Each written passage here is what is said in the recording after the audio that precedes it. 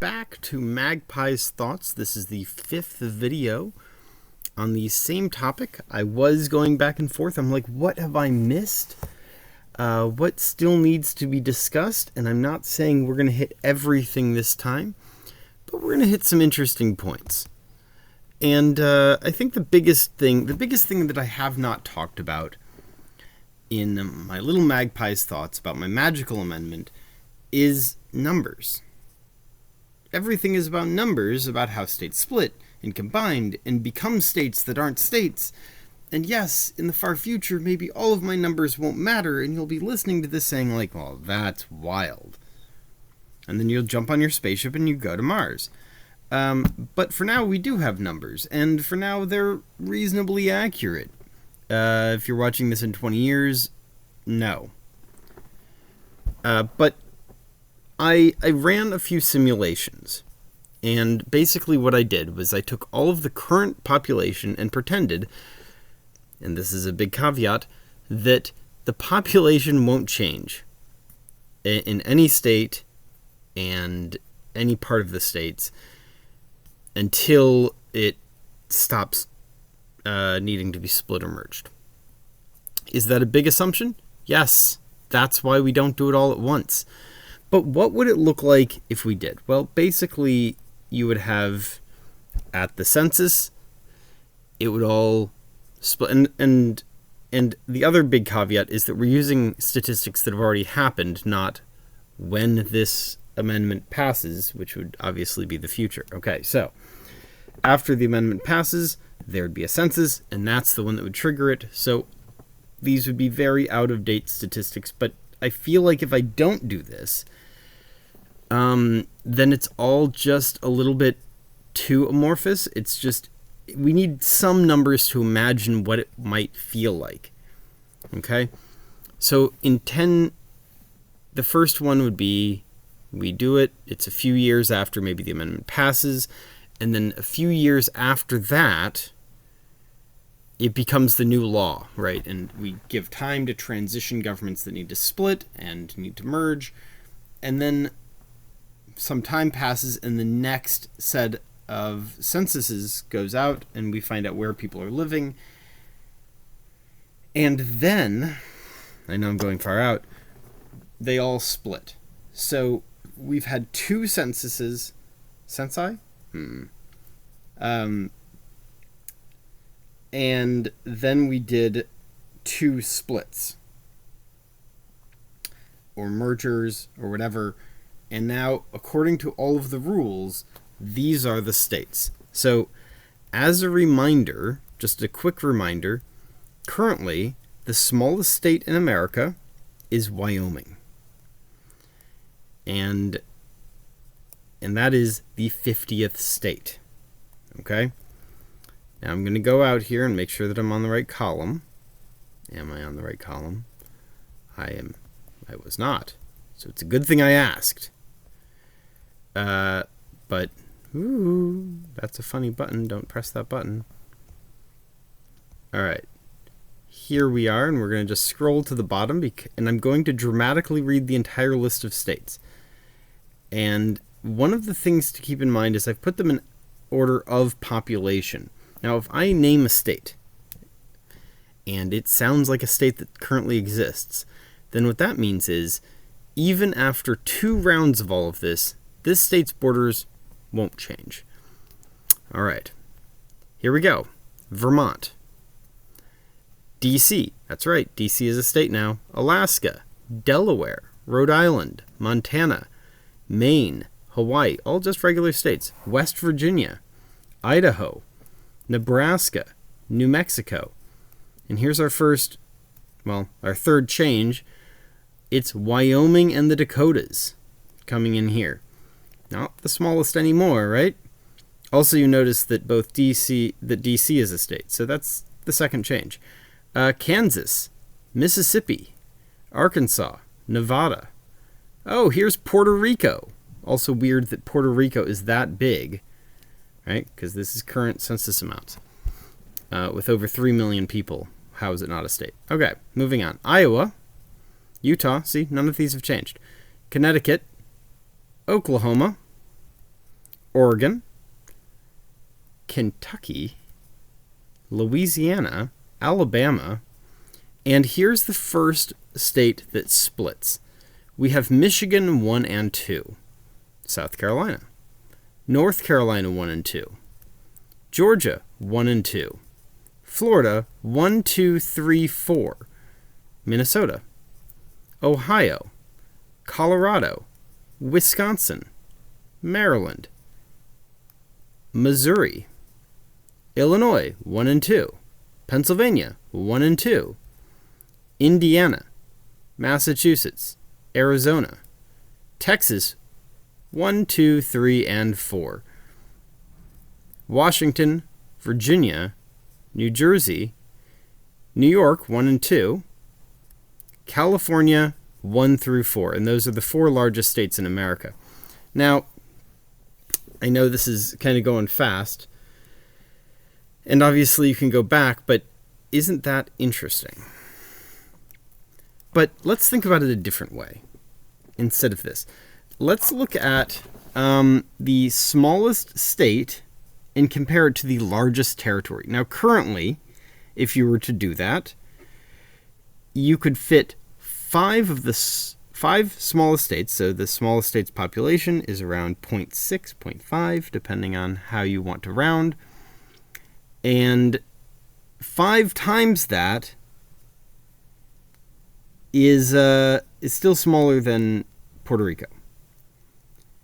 Let's do a different one. Let's say we take California's enormous population of over 39 million people, and we just start with the smallest U.S. state currently, and we see how many of them does it take to equal California's population. Well, the answer is the 21 smallest states in America are actually still smaller than California. 21 out of 50, and keeping in mind that California is one of those, so obviously it can't be that. So there's only 49 other states, and 21 of them, so that's messed up. Let's see how my math does. Again, we're not trying to make every state the same size, so we're going to compare the largest territory and the smallest state. Well, now that Puerto Rico and D.C. are both states, the smallest territory is legitimately small. In fact, it's 1/3 the size of the smallest state. And you might say, well, okay, why does that matter? Because it should be smaller, right? Currently, the largest territory is 5 times bigger than the smallest state. And what we now see, after doing this amendment and rolling it through, is the smallest territory is 1/3 the size of the smallest state. Territories should be smaller than states. Okay. But let's try that other game where we take the largest state, which is California. One of the 4 of them, they're all the same population because that's how simple statistics work. And we're going to start with the smallest state and add them all up. It's 9. It's 9 states. And you can say, well, 9 is still a lot. It is, but remember, we don't have 50 states anymore. We don't. How many states do we have, you might ask? Well, I'm trying to be dramatic here, but I don't think it's working. So we had 50 before, and Wyoming was the smallest. And now, we have 63 states. I know, weird number. Don't know where we're putting all the stars. Not really the point of this. But we have 63. And the 9 smallest, which starts with Vermont, D.C., Alaska, Delaware, Rhode Island, Montana, right? These states combined to be the same size. I'm not reading all 9 again. I just did that. To be the size of California. If you're wondering, Idaho is the last one. And it's exactly the same size. Those 9 states, just to be clear, the same size as the largest state. And the largest state is still under 10 million people. And also, just as a quick point, did you notice how many states I just said the name of the state? In fact, most states on this list, I just said the name because the borders don't change at all. That's the point. Big states shouldn't be one state. They deserve more representation. They deserve to not have to conglomerate all of their things into a monolith of beliefs when they're too big and complicated to be a monolith. I think that's fair. But also, small states deserve more power and authority from having more people in the state. Less brain drain. More area if they want to do something bold that takes a lot of space. So if we did this by area, you'd be shocked at how much bigger a place like Wyoming and Dakotas are than they used to be. You might say, now hang on. Where would they fall? Well, look, I did some math. I'm not going to do all the math. And the reason is pretty simple, because if you're imagining the states that get split in half go right down the center, that's easy to do the math, but that's not, as we know, how it works. How it would work is that each state, it goes by where the population is. So would it be smaller than the 4 Californias? Or the 4 Californias all be bigger? Well, we know some of the Californias would definitely be smaller. And it's pretty safe to say that Wyoming and the Dakotas combined would be bigger than any California. And probably bigger than any Texas. It might be, after Alaska, the largest state. But I don't know exactly where it would rank because populations are weird and we're not cutting things directly in half. We're cutting them in half by population, not by area, and that's what makes this weird. Okay. So I think there's a few key takeaways here that I really want to emphasize. First, we're not going to end up with 50 or 60 or even 70 states that are all the same size. There are still going to be smaller states. There's still going to be bigger states. And the bigger states are going to be much bigger than the smaller states. Okay? That's not changing. But how much bigger are the bigger states than the smaller states?